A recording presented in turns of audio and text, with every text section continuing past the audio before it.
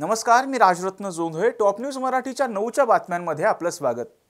24 तास नाही तर फक्त एका तासात आपण देशभरातील दिवसभराच्या महत्त्वाच्या राजकीय, सामाजिक, क्राईम आणि मनोरंजनासह इतर घडामोडींचा वेगवान आढावा घेणार आहोत. Manikchand Oxyrich, proudly Indian. दिल्लीत भाजपा निवडणूक समितीची बैठक पार पडली असून या बैठकीत महाराष्ट्रातल्या 24 जागांवर चर्चा झाली. याचा आढावा घेतला आमचे प्रतिनिधी संकेत देशपांडे यांनी. लोकसभेचा रणसंग्राम जो आहे तो सुरू झाल्याचं पाहायला मिळतंय. भारतीय जनता पक्षाकडून नुकतीच 195 उमेदवारांची यादी जी आहे ती जाहीर झाली. काँग्रेसकडूनही 39 उमेदवारांची यादी जी आहे ती जाहीर झाली आणि त्यानंतर नुकतीच काल भाजपाची जी केंद्रीय निवडणूक समिती आहे या निवडणूक समितीची बैठक संपन्न झालेली आहे. या बैठकीमध्ये महाराष्ट्रातल्या 24 जागांवर जी आहे ती चर्चा देखील झाली असल्याची माहिती जी आहे ती आता समोर येते. या माहितीच्या आधारे पुण्यातून माजी महापौर मुरलीधर मोहोळ यांना लोकसभेची उमेदवारी जी आहे ती मिळू शकते, जवळपास निश्चित मानलं जात आहे. कोल्हापूरमधून राजे समरजित घाडगे यांना जी आहे ती लोकसभेची उमेदवारी जी आहे ती मिळू शकते असं देखील बोललं जात आहे. चंद्रपूरमधून मंत्री सुधीर मुनगंटीवार यांचं नाव लोकसभेसाठी चर्चेत आहे, कारण चंद्रपूरमध्ये जर आपण पाहिलं तर हंसराज अहिर हे तिथे खासदार होते 2014 ते 19 मध्ये. मात्र बाळू धानोरकर काँग्रेसचे जे होते त्यांनी 2019च्या निवडणुकीमध्ये हंसराज अहिर यांचा पराभव जो आहे तो केल्याचं पाहायला मिळालं होतं आणि त्यामुळे आता भाजपाकडून जे आहे ते सुधीरभाऊ मुनगंटीवार यांना लोकसभेच्या रिंगणामध्ये जे आहे ते उतरवलं जाण्याची शक्यता आहे. याशिवाय सांगलीमधून पुन्हा एकदा संजय काका पाटील यांना लोकसभेची पुन्हा एकदा उमेदवारी जी आहे ती मिळणार असल्याचं जवळपास निश्चित मानलं जातं. याशिवाय भारती पवार यांना पुन्हा एकदा दिंडोरीतून जे आहे ते लोकसभेची उमेदवारी जी आहे ती देखील मिळू शकते. एकंदरीतच 24 मधल्या प्रमुख ज्या जागा आहेत त्या जागांवर शिक्कामोर्तब झाल्याचं जे आहे ते पाहायला मिळतंय आणि आज किंवा उद्या भाजपाची दुसरी यादी जी आहे लोकसभा निवडणुकीच्या अनुषंगाने तर ती जाहीर होऊ शकते असं देखील बोललं जात आहे. पियुष येरवडेकरसह संकेत देशपांडे, टॉप न्यूज मराठी, पुणे. लोकसभा निवडणुकीपूर्वी भारतीय जनता पक्षाने धक्कातंत्राचा वापर केला असून हरियाणाच्या मुख्यमंत्री पदाचा मनोहरलाल खट्टर यांनी राजीनामा दिलाय. देशाच्या राजकारणातून एक मोठी आणि महत्त्वाची बातमी समोर आली असून हरियाणाचे मुख्यमंत्री मनोहरलाल खट्टर यांनी आपल्या पदाचा जो आहे तो राजीनामा दिलेला आहे. मागच्या अनेक दिवसापासून मनोहरलाल खट्टर यांना बदललं जाईल अशा बातम्या, अशा चर्चा ज्या आहेत त्या समोर येत होत्या. मात्र आज अखेर मनोहरलाल खट्टर यांनी आपल्या पदाचा राजीनामा जो आहे तो दिलेला आहे. त्यांच्याऐवजी संजय भाटिया किंवा नवाब सैनी जे आहेत त्यांची कदाचित मुख्यमंत्रीपदी वर्णी लागू शकते असं बोललं जातं आहे. मनोहरलाल खट्टर यांचा कार्यकाळ जो आहे तो खरं तर 2024 डिसेंबरपर्यंत होता.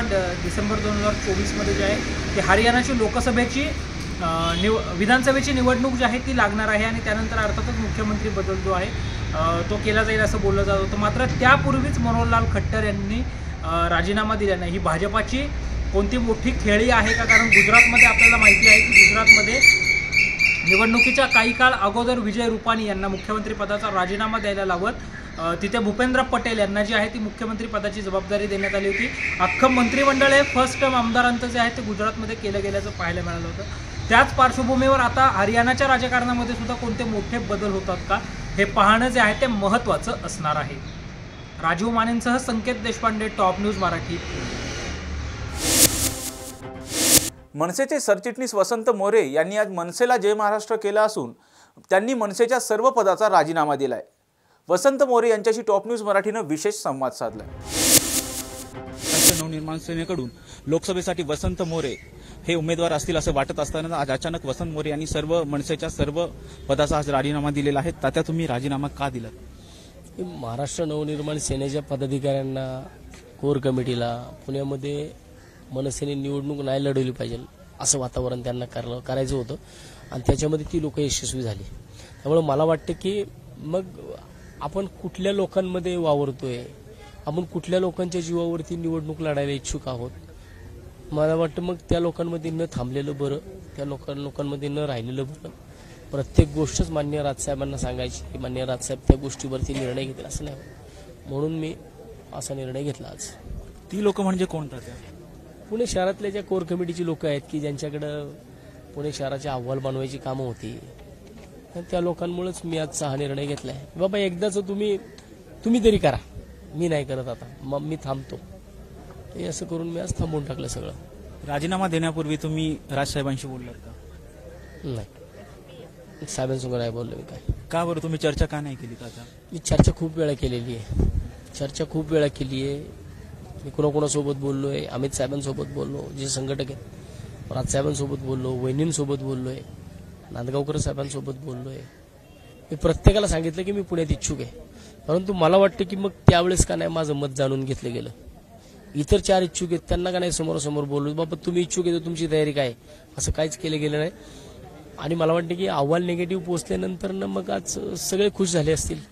मग त्याच्याकरता सगळे इच्छुक बंद झाले. म्हणून मग मी म्हटलं आता आपण पण आता नाही निवडणूक लढलेली बरीच, म्हणून मी आज पक्षाच्या सदस्यत्वाचा आणि सरचिटणीस पदाचा राजीनामा दिलाय. तुम्ही राजीनामा दिल्याच्या नंतर तुमच्याशी संपर्क साधण्याचा प्रयत्न झालाय का? हो, सगळ्या नेत्यांचे मला फोन आले. परंतु मला असं वाटतं की मी महाराष्ट्र सैनिकांचे फोन उचलले. जे शाखाध्यक्ष आहेत, जे पक्षावरती प्रेम करणारे लोक आहेत, तात्या असं करून त्यांचे फोन उचलले मी. पण नेत्यांचा कुठला नाही फोन घेतला मी. आज नको म्हटलं.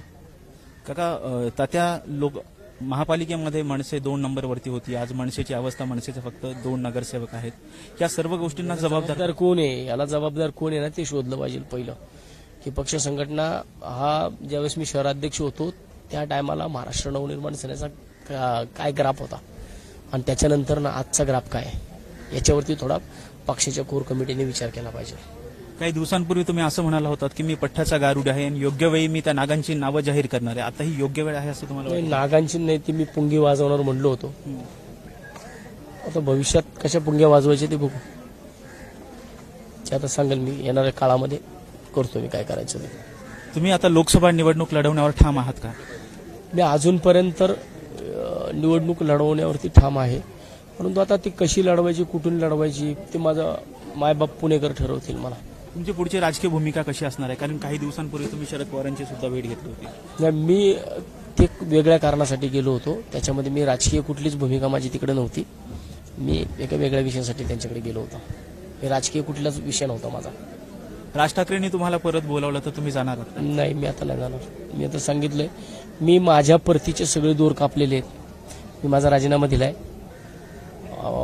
पक्ष संघटनेला मी रामराम केलाय. अखेरचा जय महाराष्ट्र केला. साहेबांना दंडवत घालून आलोय. आणि मला वाटतं की आता बस झालं. आता नाही, मला साहेबांनी बोलवलं तरी मला ह्या लोकांबरोबर नाही जमणार मला. त्यामुळे मला पक्ष संघटनेत कामच करायचं नाही.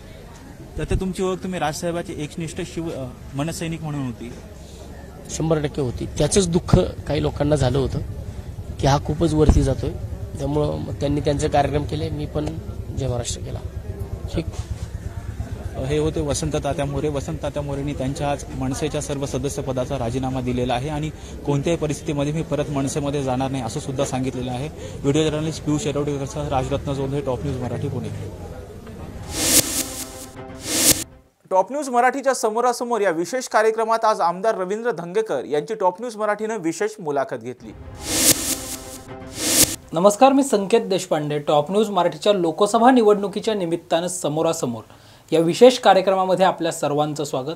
आज टॉप न्यूज मराठीच्या स्टुडिओमध्ये असं एक जायंट किलर व्यक्तिमत्व आहे की जे व्यक्तिमत्व केवळ आता पुण्यातच नव्हे तर संपूर्ण राज्यामध्ये ओळखीचं बनलेलं आहे. आपल्या स्थायी स्वभावामुळे म्हणजे सर्वसामान्य जनतेशी नाळ जोडलेला नेता अशी ज्यांची पुण्यामध्ये ओळख आहे असे रविभाऊ धंगेकर जे कसब्याचे आमदार आहेत ते टॉप न्यूज मराठीच्या स्टुडिओमध्ये आहेत. रविभाऊ, तुमचं स्वागत आहे टॉप न्यूज मराठीच्या स्टुडिओमध्ये. रविभाऊ, तुम्हाला पहिला प्रश्न की तुमची राजकारणाची सुरुवात कशी झाली? खरं तर माझ्या घरामध्ये कोण राजकारणी माणूस नाही. साधी ग्रामपंचायतची निवडणुकी माझ्या घरातल्यांनी कोणी आजपर्यंत लढवली नाही. पण मी वयाच्या 16 वर्षापासून शाळेच्या जीवनामध्ये मी मित्र आणि एकत्र संघटन करण्याचा माझा छंद होता. आणि मला त्यावेळेस वाटायचं की आपण काहीतरी आपल्याला व्हायचं आहे आणि आपण समाजामध्ये काम केलं पाहिजे. मग सुरुवातीला शाळेतली मित्र एकत्र येणं, मग कबड्डी खेळणं, कुस्त्या खेळणं, म्हणजे असं करत करत एक त्या ह्याची मग आवड वाटायला लागली. मग समाजातले लोक पाठीवर थाप टाकत होते. वर्तमानपत्रामध्ये त्या काळात नाव येत होतं. मग असं करत करत मग मी शिवसेनेकडं माझा प्रवास वळाला. आणि शिवसेनेकडे प्रवास वळताना मी वयाच्या 18व्या वर्षी शाखा अध्यक्ष झालो. आणि मग माझी राजकीय कारकीर्द चालू झाली. ती राजकीय चालू झाल्यानंतर मग नगरसेवक झालो, आमदार झालो, आजपर्यंत इथपर्यंत प्रवास झाला. नेमकं तुम्ही आधी शिवसेनेमध्ये होतात, नंतर मनसेमध्ये, हा प्रवास कसा झाला तुमचा? बघा, सुरुवातीला तसं तर माझं तुम्हाला राजकारण किंवा मी राजकीय जीवनामध्ये 30 वर्षे कसा राहिलो हे तुम्ही मला जवळनं बघितलं. अन्यायाविरुद्ध आवाज उठवण्याचं ते अन्यायाविरुद्ध आवाज उठवणं हे आपलं कामच आहे. आणि त्या काळामध्ये शिवसेनेसारखा पक्ष, सर्वसामान्य कार्यकर्त्यांना चेहरा देण्याचा पक्ष, आणि त्यावेळेस शिवसेनेकडं माझी ओढ आपोआपच वाढत गेली आणि मी शिवसेनेचा शाखा अध्यक्ष झालो. पण हे डोक्यामध्ये होतं की शिवसेना ही लढाऊ आहे, रस्त्यावर येणार आहे आणि कार्यकर्त्यांना न्याय देणार आहे, असं त्यावेळेला वाटलं आणि मी शिवसेनेत गेलो. आणि मग तो प्रवास मनसे करत करत काँग्रेसकडे आला. मग 28 वर्ष सलग भाजपकडे असणारा कसब्याचा जो बालेकिल्ला होता, म्हणजे भाजप म्हटलं की कसबा म्हटलं की भाजप असंच समीकरण होतं. मात्र ते समीकरणालाही तुम्ही सुरुंग लावलात. नुकतीच तुमची वर्षपूर्ती झाली. हा विजय सुखकर कसा झाला किंवा त्याबाबतची तुमची रणनीती कशी होती? बघा, मी पहिली विधानसभा महाराष्ट्र नवनिर्माण सेना या पक्षाकडनं निवडणूक लढवली आणि त्या काळामध्ये मला 47,000 मतं पडली आणि बापट साहेबांना 54,000 मतं पडली आणि काँग्रेसला 46 असं काहीतरी.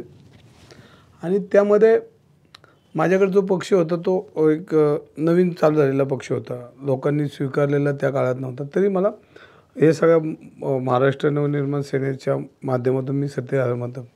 पण त्यावेळेला जर मी काँग्रेसकडनं असतो तर मी त्यावेळेस निवडून आलो असतो. कारण भारतीय जनता पार्टीला दीर्घ मताची एका टप्प्यात मतं आहेत, त्याच्यापुढे त्यांचं आकडेवारी वाढलेली नाही. आणि मग त्या तिरंगी लढतीत नंतर मोदी लाट आले, आम्ही 5-6 जण लढून भाजपची मतं जिथं होती ती राहिली आणि बापट माझ्या विरुद्ध 2दा आमदार झाले. पण त्यावेळेस माझा पक्षाची सुरुवात 1 मतापासून व्हायची. आज काँग्रेस राष्ट्रवादी 50,000 चालू होती. हा फरक आहे.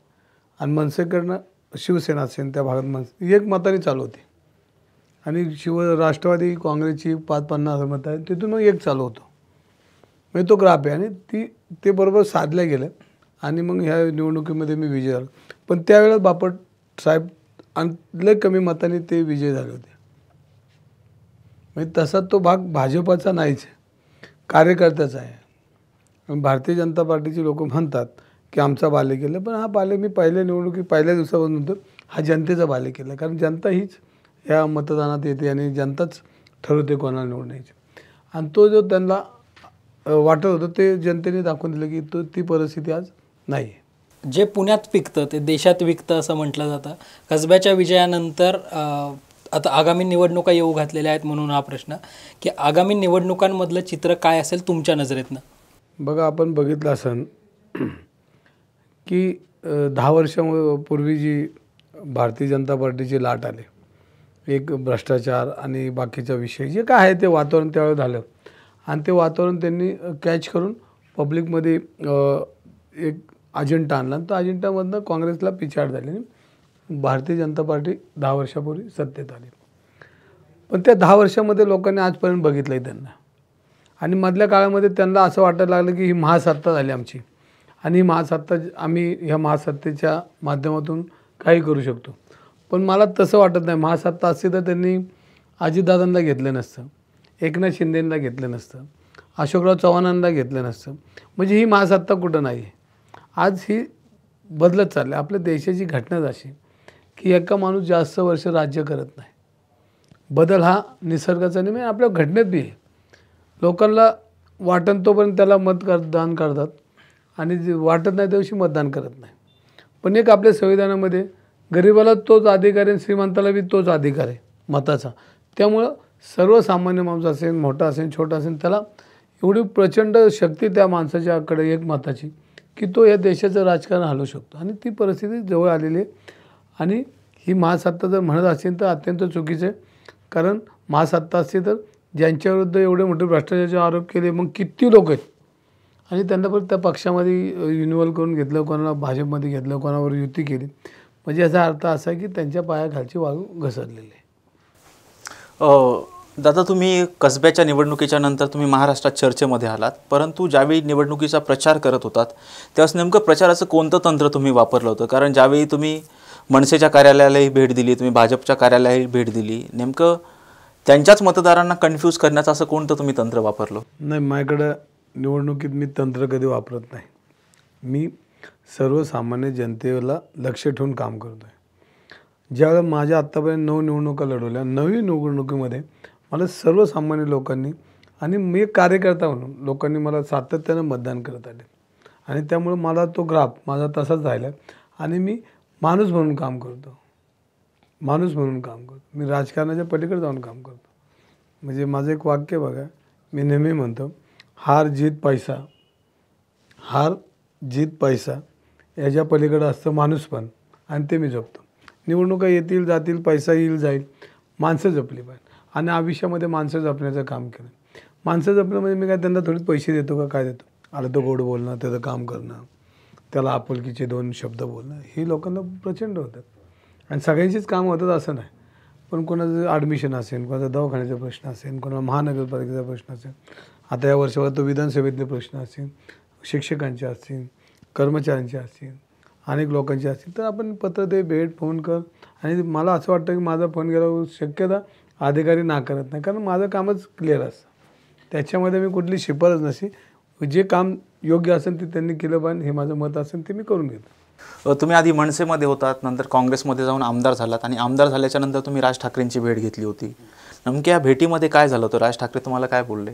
बघा, आपण ज्याच्या आयुष्यामध्ये आपण ज्याच्यावर काम केलं तर त्याला भेटणं काही गैर नाही.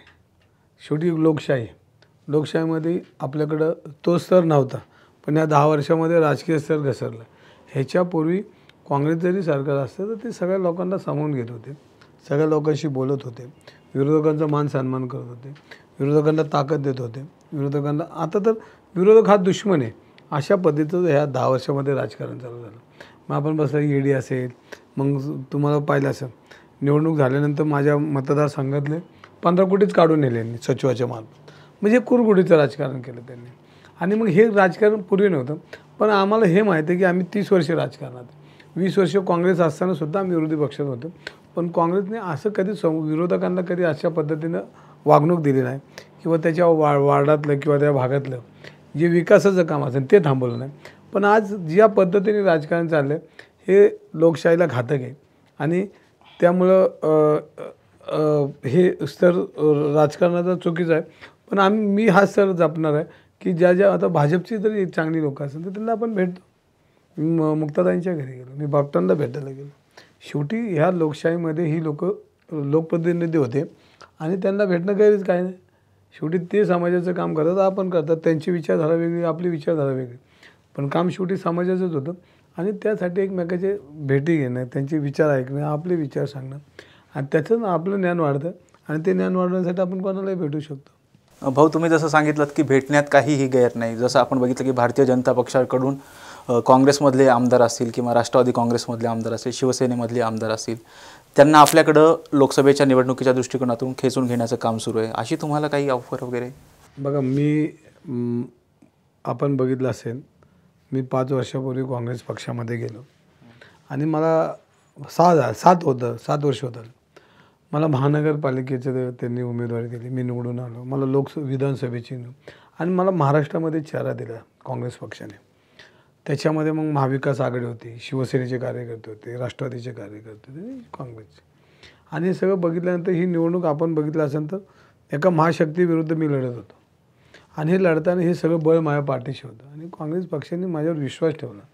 आणि मग जर एखाद्या पक्षाने विश्वास ठेवला आणि एक चेहरा दिला तर ह्याच्या पलीकडे आता आयुष्यात काय पाहिजे? महाराष्ट्रात जिथं जाईन तिथं लोक भेटतात, ओळख देतात, अर्धा कप चहा पाजतात, कौतुक करतात, पाठीवर थाप ठेवतात. ह्याच्या पलीकडं कोण काय देऊ शकणार आहे? आता आयुष्यामध्ये ह्याच्या पलीकडं काय मिळू शकणार आहे आपल्याला? काहीच नाही. आणि त्यामुळं काँग्रेसमध्ये मी हॅप्पी आहे, म्हणजे मनापासून आनंदी आहे. आणि काँग्रेसची विचारधारा ही सर्वसमावेशक आहे, सर्व लोकांना घेऊन जाणार आहे. म्हणजे तिथं जातीवाद नाही आहे आणि जातीवाद नसल्यामुळे एक आहे की तिथं ब्राह्मण समाजापासून तर खालच्या वर्गापर्यंत सगळी लोकं काम करतात. म्हणजे ब्राह्मण समाज बी काँग्रेसमध्ये काम करतो, त्यांना विचारधारेच्या बाजूने. आणि त्यामुळे जर सर्वच लोक आपल्याला एक ठिकाणी भेटत असतील आणि आपल्या विचाराची लोक भेटत असतील तर ते पक्ष अत्यंत सामाजिक बांधिलकी मानणार आहे. त्यामुळे त्या पक्षात एकदम उत्तम चाललं आहे माझं. आमदार रविभाऊ धंगेकर यांच्यासोबत सुरू असणारी ही चर्चा जी आहे ती अशी सुरू राहणार आहे. तुर्तास वेळ झाली एका छोट्याशा ब्रेकची.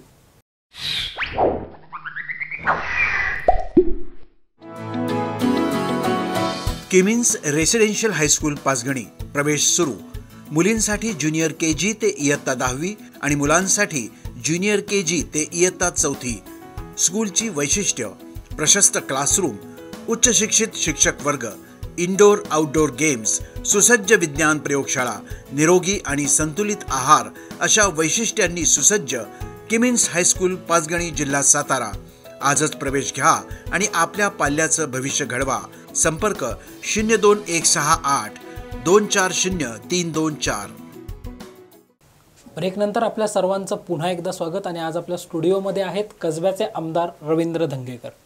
भाऊ, तुम्ही लोकसभेसाठी इच्छुक आहात. काँग्रेस पक्षांकडून जवळपास 20 जण इच्छुक आहेत लोकसभेसाठी. तुमचं लोकसभेसाठीचं विजन काय? बघा, ज्या वेळेला काँग्रेस पक्षाने अर्ज मागवले होते त्यावेळेला मी बी फॉर्म भरला, अर्ज भरला आणि इच्छा व्यक्त केली की मी बी लोकसभा निवडणूक लढवू शकतो. आणि माझ्याबरोबर 20 लोकांनी उमेदवारी भरली. मग मोहनदादा जोशी असतील, अरविंद शिंदे असतील, अभय छाजेड असतील, सगळे म्हणजे बरीच संगीता तिवारी असतील, सगळ्या कार्यकर्त्यांनी आपली मागणी केली.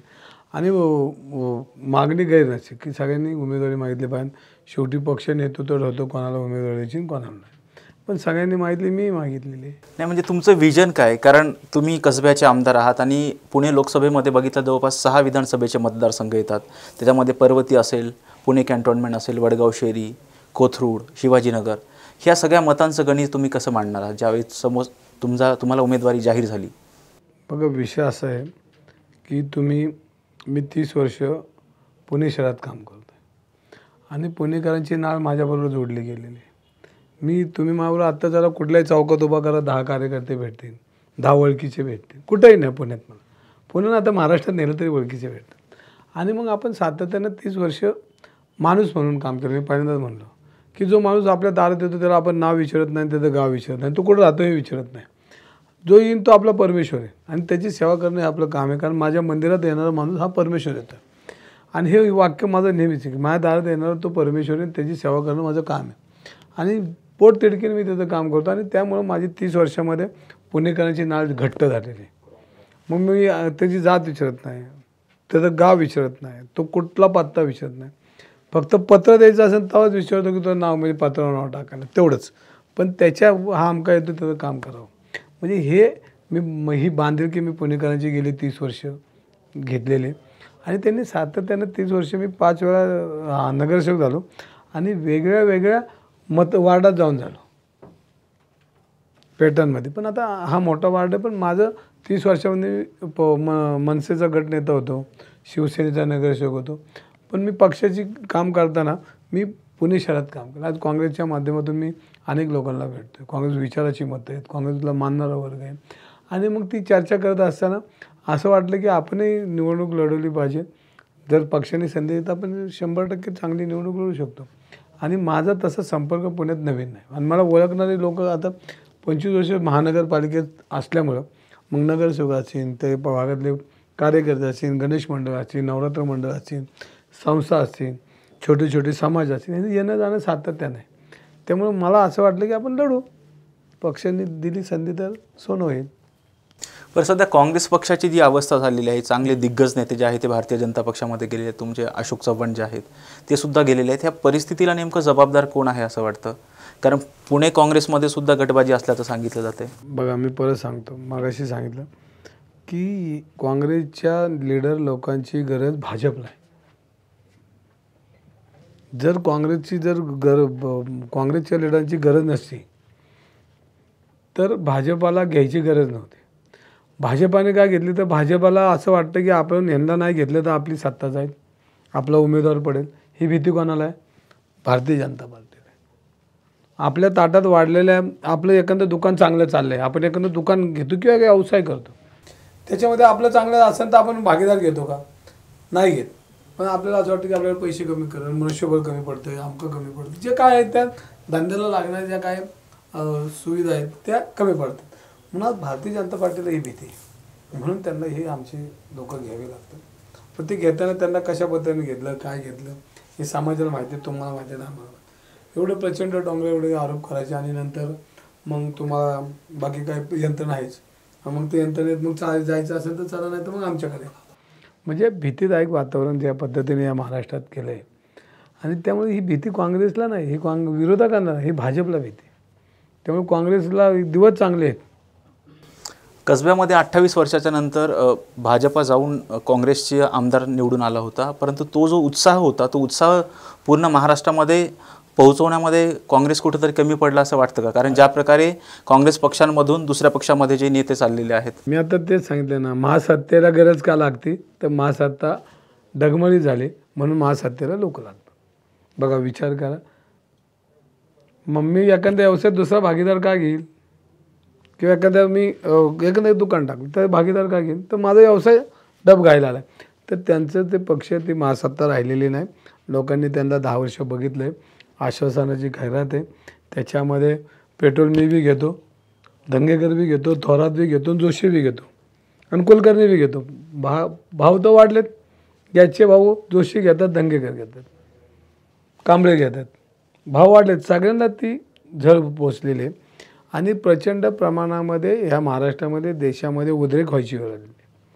बघा आज मराठा समाज रस्त्यावर आहे, ओबीसी समाज रस्त्यावर आहे, धनगर समाज रस्त्यावर आहे, शेतकरी रस्त्यावर आहे, तुमचे विद्यार्थी रस्त्यावर आहेत आणि हे सरकार एसीमध्ये केबिनमध्ये बसून निर्णय घेत आहे. म्हणजे गंभीर गोष्ट आहे. म्हणजे भविष्यामध्ये यांच्या केबिनमध्ये सरकार जनता बसेल आणि हे रस्त्यावर दिसेल, अशी परिस्थिती येणाऱ्या काळामध्ये दिसेल. भाऊ, तुम्ही बोलताना मगाशीच सांगितलं की तुमची फाईल एकदम क्लिअर असते, त्यामुळे अधिकारी टाळाटाळ करत नाहीत. मात्र तुमच्या विरोधामध्ये ज्यांनी कसब्याची पोटनिवडणूक लढवली त्या तुमच्या प्रतिस्पर्धी उमेदवारांनी आरोप केला आहे की रवींद्र धंगेकर हे काळी जादू करतात अधिकाऱ्यांवर आणि आपली कामं रेटून पुढे नेतात. बघा आता आपण कुठल्या दुनियेत हे कळत नाही ना तोपर्यंत असं कोणतरी बोलतं. त्यांना हेच कळलं नाही की आपण कुठे, आपण कुठल्या शतकामध्ये, आपण काय करतो आहे. आपण संगणक युगामध्ये ज्यांनी 4 वेळा स्टँडिंग कमिटीचं बजेट केलं, या पुणे शहराचं 10-11 हजार कोटीचं बजेट केलं, 4 वर्षामध्ये 40 कोटीच्या 40,000 कोटीचं बजेट केलं. अशा लोकांना जर अशी जर कल्पना डोक्यात येत असेल तर मग भारतीय जनता पार्टीचं चुकलं की कोणाला आपण ह्या पदावर बसवलं आणि कुठल्या माणसाला उमेदवारी दिली, हे भारतीय जनता पार्टीचं चुकलं असं मला वाटतं. कारण जर असे अज्ञान लोक जर त्यांनी उमेदवारी देत असतील आणि भविष्यात त्यांनाच म्हणत असतील तुम्ही लढा, तर भारतीय जनता पार्टीचं अज्ञान आहे. आता ते राहिलं आहे का? जर अशी काळी जादू बिदू मला येत असते तर मी इथे अमेरिका बी उडवली असे नाहीत ना, नसते उडवलं. जर एवढं असतं तर अमेरिका उडवले असे. भारताला कशाला लागतं सैन्याचं एवढं पगार पाणी देणं, हे ते युद्ध बॉम्ब खर्च काय. एखाद्या अमेरिका चला दंगेकर, चला मोदी सांगा उडवायचं तर उडवलं, काळी जादू टाकली, असं होईल का? म्हणजे प्रचंड अज्ञान आहे आणि अशा पद्धतीचं बोलू नाही बोलणार आहे आणि अशा पद्धतीनं जर प्रचार केला म्हणून ते निवडून येतील असं नाही होत. माझी जादू लोकांमध्ये, जनता माझी आणि जनतेने मला स्वीकारलं आहे, तीच माझी जादू आहे. आणि असे जर जादूचे दिवस असते तर मग काय बघायलाच नको. माझी कल्पना त्यांच्या डोक्यात सुचती, ही शुद्धीत सुचली होती का काय मला कळत नाही. शुद्धीतला मग असं बोलत नाही, मग ते कुठल्या भानात होते आता तर मला तापसावं लागेल. भाऊ, आशानगरमध्ये पाण्याच्या टाकीचं उद्घाटन होतं तेव्हा तुमची एक क्लिप व्हायरल झाली. एका म्हणजे जॉबवरती असणाऱ्या अधिकाऱ्याला तुम्ही शिवीगाळ केली होती, त्यामुळे तुमच्यावरती टीका पण झाली. नेमकं हे अधिकाऱ्याला शिवीगाळ करणे हे कितपत योग्य वाटतं तुम्हाला? बघा,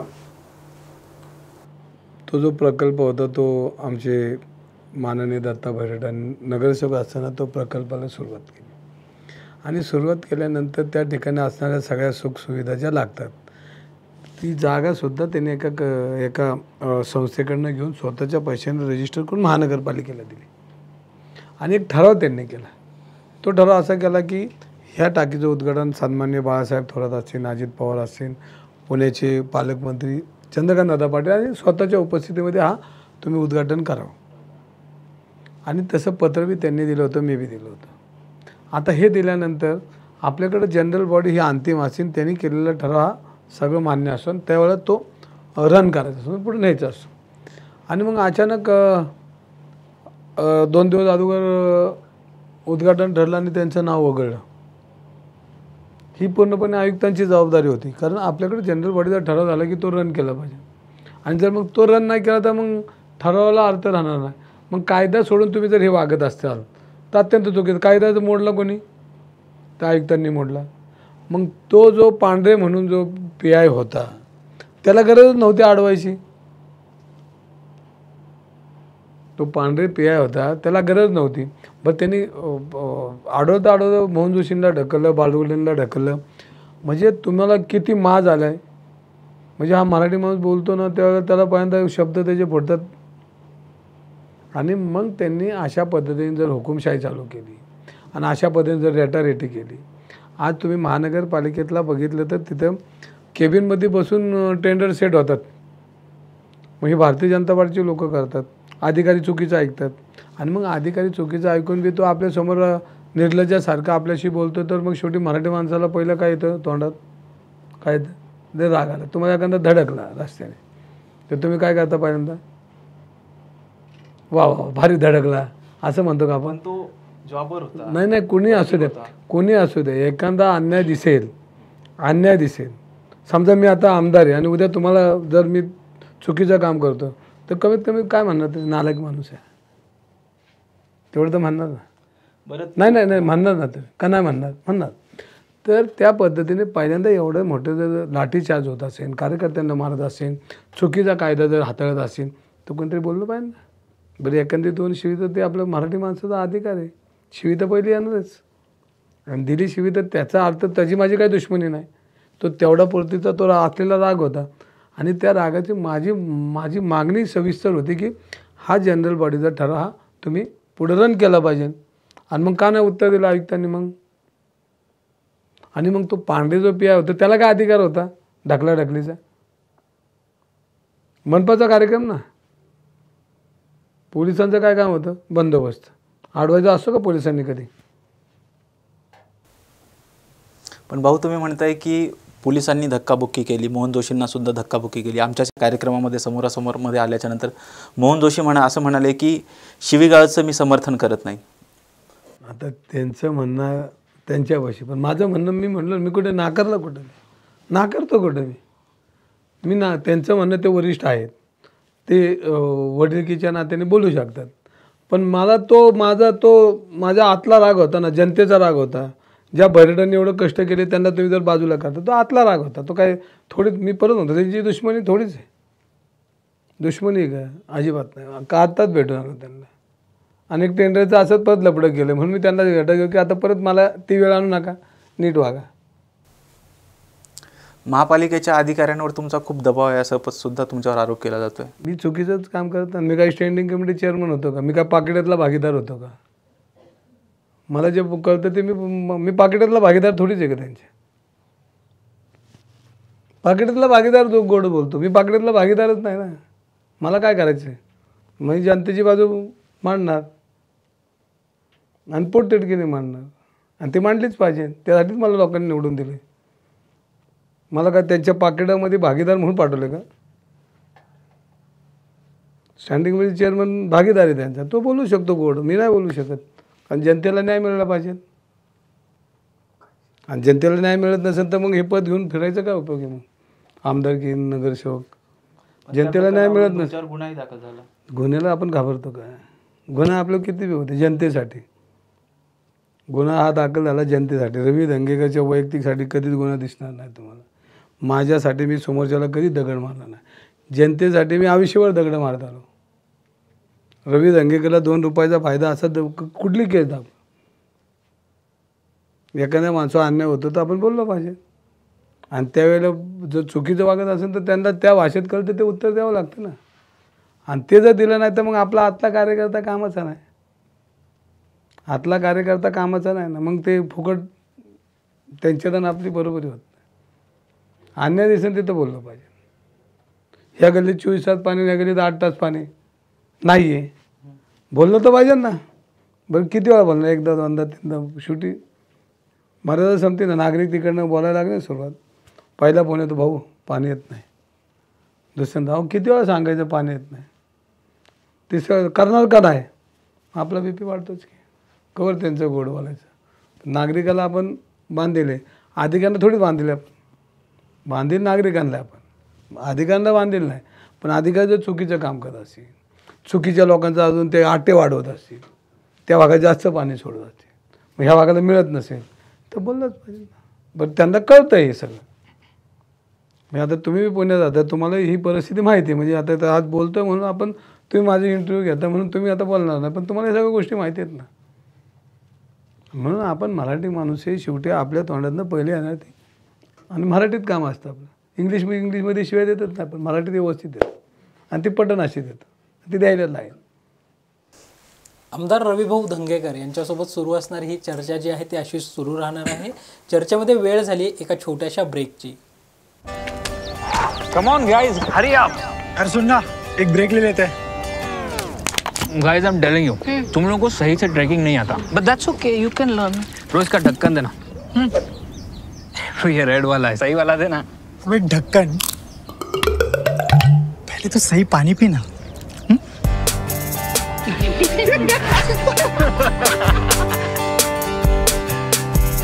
Manikchand Oxyrich, proudly Indian. ब्रेकनंतर आपल्या सर्वांचं पुन्हा एकदा स्वागत. आणि आपल्यासोबत आहेत कसब्याचे आमदार रवींद्र धंगेकर. भाऊ, आबा बागुल यांच्याकडून सुद्धा सारखं असं तुम्ही म्हणताय की पुण्यात तुमची हवा आहे, परंतु आबा बागुल असं म्हणतात की जनतेत त्यांनी एक पत्रच लिहिलं आहे. त्यांनी सांगितलं की जनतेचा कौल घ्या, त्यानंतर कळेल की पुण्यात कोणाची हवा आहे. मी हवा हा शब्दच वापरला नाही. हवा हा शब्द मी वापरला नाही, लक्षात घ्या. मी हवा शब्द हा वापरलाच नाही. तुम्ही इच्छुक आहात ना पुणे लोकसभेसाठी? इच्छुक असतं काय गैर आहे का? इच्छुक आहे, पण हवा म्हणलोच नाही. परंतु जनतेचा कौल तुमच्या बाजूने आहे असं सांगितलं जात आहे. कोण म्हणलं? मी म्हणलं? तुम्ही म्हटला नाहीत, पण चर्चा सुरू आहे. हां, मग आता तुम्ही राजकीय वर्तुळात चर्चा सुरू आहे की तुम्ही म्हणताय, मी नाही म्हणत. मी कधी म्हणत नाही. मी कार्यकर्ता आहे. मी कार्यकर्ता आहे. पुणेकरांचा मी कार्यकर्ता आहे. पुणेकरांचा माझ्याशी नाळ जोडले, मी पुणेकरांचा बांधील आहे. हे मी पहिल्या दिवसापासून आजपर्यंत तेच म्हणतो आहे. त्यामुळे आबा बागुलच्या प्रश्नांना काही उत्तर? आबा बागुल ज्येष्ठ नेते आहेत आणि माझे लीडर आहेत. 6 वेळा नगरसेवक म्हणून झाले. त्यांनी बोलणं गैर नाही. त्यांना संधी मिळली पाहिजे. त्यांचा विषय बरोबर आहे. त्यांच्या जागेवर असं मी तर मी हेच बोललो असतो. आणि त्यांचं गैर नाही, मागणं गैर नाही, पण ते त्यांनी बोलतात ते बरोबर आहे. आणि ते म्हणत असेल तर त्या पद्धतीने होऊ शकतं. शेवटी पक्ष विचार करतो ना. त्यांना दिलं तरी उत्तम आहे, कारण शेवटी पक्षाचे ते आहेत. त्यांना उमेदवारी देतं माझ्यासारखा कार्यकर्ता त्यांचे बरोबर फिरणारच आहे. ते निवडून येण्यासाठी प्रयत्न करणारच आहे. म्हणजे कोणाला दिलं तरी आपलं कामच आहे ना. कार्यकर्ता या नात्याने आपण रस्त्यावरचे कार्यकर्ते, त्यामुळे आपल्याला भेटावं लागेल. लगेच जाणार, प्रचार चालू करणार. भाऊ, एक सर्वे किंवा एक चर्चा सातत्याने अशा बातम्या येत असतात की कोल्हापुरातून छत्रपती शाहू महाराज आणि पुण्यातून रवींद्र धंगेकर यांचं नाव जवळपास लोकसभेसाठी निश्चित झालेलं आहे. तर त्या अनुषंगाने पुण्यासाठीचं म्हणजे खासदार म्हणून काय तुमची प्रायोरिटी असेल, काय प्राधान्य असेल, कुठल्या प्रश्नांना पहिल्यांदा हात घाला? बघा, आता पहिल्यांदा मला उमेदवारी अधिकृत अजून काय मला कोणी सांगितलं नाही. कोणी सांगितलं नाही. माझ्या पक्षातल्या लोकांनी सांगितलं नाही. कुठल्या वरिष्ठांनी मला तसा काही निरोप दिला नाही. पण तुम्ही म्हणताय म्हणून मी बी चॅनलला बघतो आहे. पण विषय असा आहे की मी खासदार झालो म्हणून काम करू शकतो का, असं काय नाही. मी आज आमदार आहे. आणि तुम्ही बघितलं असं मी वर्ष झालं मी सातत्यानं पुण्याच्या प्रश्नावर बोलतो आहे. मग वाहतुकीवर बोलतो आहे, गुन्हेगारीवर बोलतो आहे, अंमली पदार्थावर बोलतो आहे, पाणी पुरवठ्यावर बोलतो आहे, मेट्रोवर बोलतो आहे. म्हणजे जे पुण्याचे प्रश्न आहेत त्याच्यावर सातत्यानं मी बोलतो. म्हणजे खासदार होणं नाही होणं ते जनतेच्या हातात, पण मी सातत्यानं पुण्याच्या प्रश्न बोलतो आहे. गुन्हेगारी मुक्त पाहिजे पुन्हा, हे माझं वाक्यच आहे. मी बोललो आहे आणि आपल्या प्रेसमध्येच बोललो मी की पुणे शहरामध्ये गुन्हेगारी वाढली.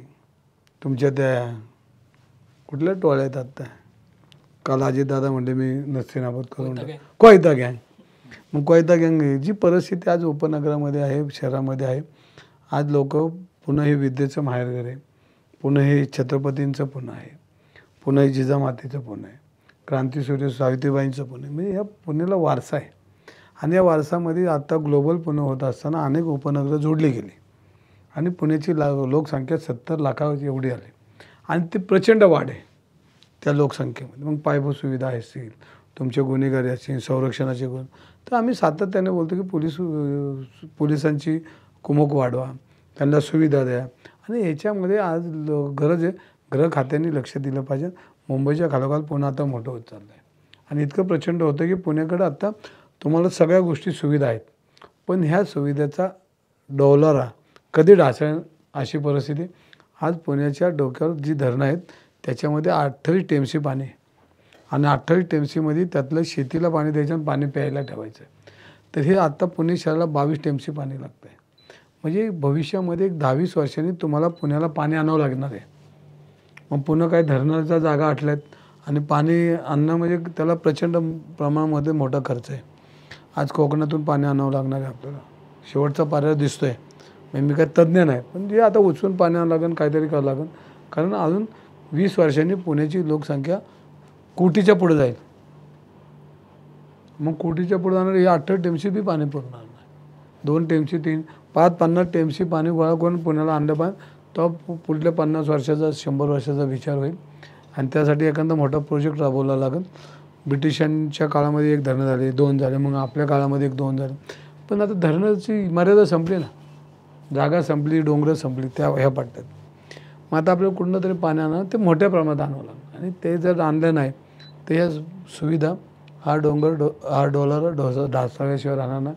कारण याच्यामध्ये मग ते पुणे शहरावर तुमचा ट्रॉफिकचा ताण पडणार आहे, प्रदूषणचा ताण पडणार आहे, ड्रेनेजचा, म्हणजे अनेक सगळ्या पायाभूत सुविधा याच्यासाठी एक मॉडेल करावं लागणार आहे.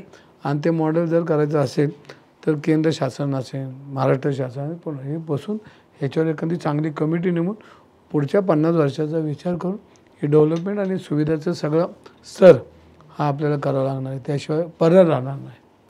भाऊ, ज्यावेळी ड्रग्सचं प्रकरण घडलं होतं त्यावेळेस तुम्ही पहिल्यांदा आवाज उठवला होता की ललित पाटीलवरती कारवाई झाली पाहिजे, डीन संजीव ठाकूरवरती सुद्धा कारवाई झाली पाहिजे. परंतु जसं आता तुम्ही सांगितलं की पुणे हे विद्येचं माहेरघर आहे, परंतु आपण नुकतंच बघितलं तर 900 किलो MD ड्रग्स पुण्यात सापडलेलं आहे. या ड्रग्सला कोण जबाबदार आहे असं वाटतं? कारण आपण बघतोय की यामध्ये एक PSI सुद्धा अडकलेला आहे. बघा, मी तुमच्याशी बोलतो ज्या दिवशी ललित पाटील प्रकरणामध्ये पोलिसांनी ललित पाटीलला अटक केली, म्हणजे अटक करून जेलमध्ये आणलं होतं. जेलमधनं तो ससूनमध्ये आला आणि ससूनमध्ये 1-2 वर्ष राहून तो त्या ठिकाणाहून अंमली पदार्थ विकत होता. म्हणजे पोलिसांना माहिती होतं का? बुलेटिनमध्ये घेऊयात एक छोटासा break. Come on guys, hurry up. अरे सुन ना, एक ब्रेक ले लेते हैं. Guys, I am telling you, तुम लोगों को सही से ट्रैकिंग नहीं आता. But that's okay, you can learn. रोज का ढक्कन देना. ये रेड वाला है, सही वाला देना. अबे ढक्कन, पहले तो सही पानी पीना.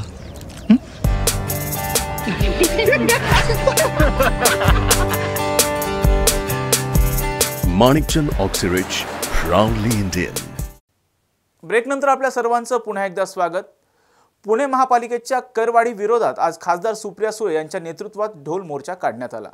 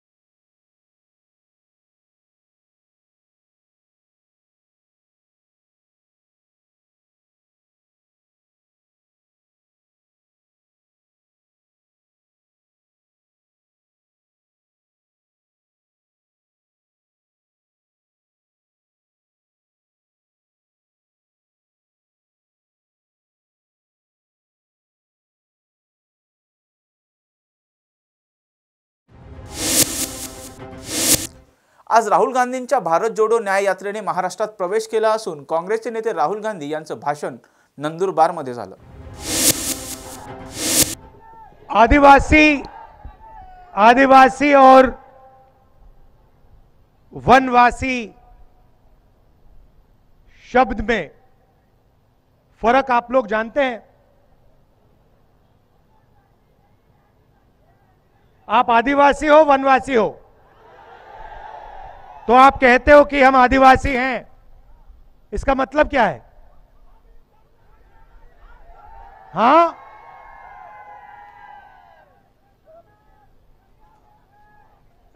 बताइए मतलब क्या है इसका? हम इस देश के मालिक हैं। आदिवासी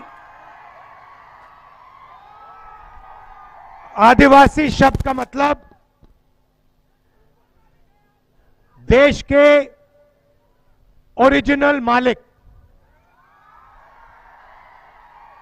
यहां पे जब कोई नहीं था तो आदिवासी हिंदुस्तान में थे। आप ओरिजिनल मालिक हो, मतलब जो जल है, जंगल है, जमीन है, हिंदुस्तान का धन जो है, इसके ओरिजिनल मालिक आप थे। वनवासी का मतलब वो लोग जो जंगल में रहते हैं। वनवासी और आदिवासी में फर्क यह है कि आदिवासी शब्द के साथ जमीन, जल और जंगल का अधिकार जुड़ा हुआ है। वनवासी शब्द में कोई अधिकार नहीं है। इसलिए बीजेपी आपको वनवासी कहती है और हम आपको आदिवासी कहते हैं।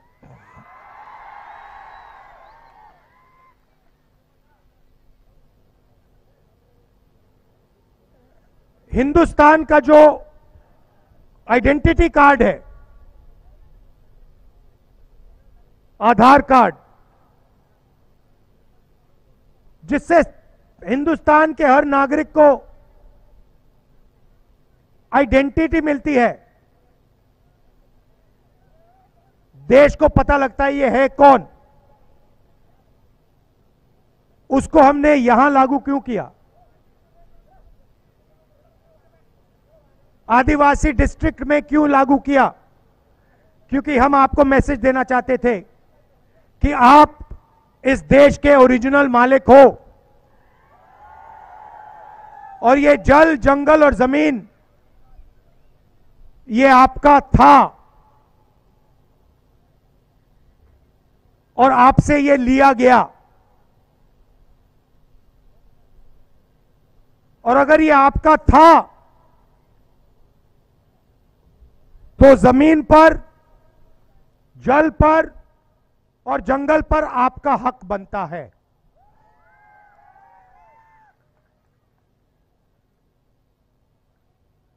वनवासी का मतलब एक बार हिंदुस्तान में जंगल खत्म हो जाए तो फिर आदिवासी कहीं के नहीं रहेंगे। बीजेपी आपसे कहती है आप वनवासी हो, कहती है ना, और फिर जंगल को, वन को खत्म करती रहती है, अदानी को देती जाती है। आस्ते आस्ते सारा का सारा जल, जंगल, जमीन जो है वो अदानी जैसे अरबपतियों को चला जाएगा और फिर बीजेपी आपको कहेगी भैया आप वनवासी हो, वन तो रहा ही नहीं, तो अब जाके सड़क पे आप लोग भीख मांगो, मजदूरी करो। देश आपका नहीं है। आप जानते हो नरेंद्र मोदी जी ने हिंदुस्तान के सबसे बड़े 20-25 अरबपतियों का कितना कर्जा माफ किया है? आप जानते हो? कोई बता सकता है मुझे? बोलो बोलो ना। कितना? 16 लाख करोड़ रुपए अरबपतियों का। अब मुझे बताओ नरेंद्र मोदी ने आदिवासियों का कितना कर्जा माफ किया है? 1 रुपया आपका माफ किया है? आदिवासी किसानों का 1 रुपया माफ किया? मजदूरों का 1 रुपया माफ किया? किसी आदिवासी युवा जिसने कॉलेज के लिए, यूनिवर्सिटी के लिए लोन लिया, उसका कर्जा माफ किया? नहीं। मगर जिनको कर्जा माफी की जरूरत नहीं है, उनका 16 लाख करोड़ रुपया उन्होंने माफ किया। 16 लाख करोड़ रुपए इतना बड़ा नंबर है, समझ ही नहीं आता। आपको, हमें समझ नहीं आएगा। अदानी को 1 सेकंड में समझ आ जाएगा 16 लाख करोड़ इतना होता है, मगर नॉर्मल आदमी को नहीं आता।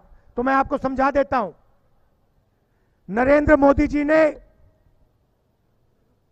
24 साल का मनरेगा का पैसा, इनका कर्जा माफ किया है। अगर आप हिंदुस्तान का पूरा मनरेगा का पैसा साल का जोड़ें तो 65,000 करोड़ रुपए बनता है। 24 साल का पैसा इन्होंने 20-25 अरबपतियों का कर्जा माफ किया। 24 साल मनरेगा का पैसा माफ किया है 20-25 लोगों का। 22 लोग हैं हिंदुस्तान में, उनमें से अदानी है, अंबानी है, नाम आप जानते हो। उनके पास उतना ही धन है जितना हिंदुस्तान के 70 करोड़ लोगों के पास है।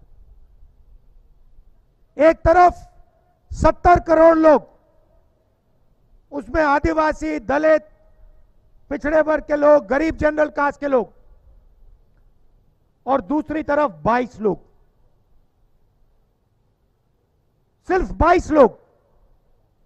उनके pass airport, port, infrastructure, mobile phone, defence की इंडस्ट्री, सारा का सारा हिंदुस्तान उनके हाथों में, 22 लोगों के हाथों में। उनका कर्जा माफ होता है, सब कुछ उनके लिए किया जाता है, और बाकी हिंदुस्तान देखता रहता है। देश में आदिवासियों की आबादी कितनी है बताओ? आजच्या 9च्या बातम्यांमध्ये इथेच थांबण्याची वेळ झाली। पाहत राहा टॉप न्यूज मराठी, आपला महाराष्ट्र, आपली बातमी।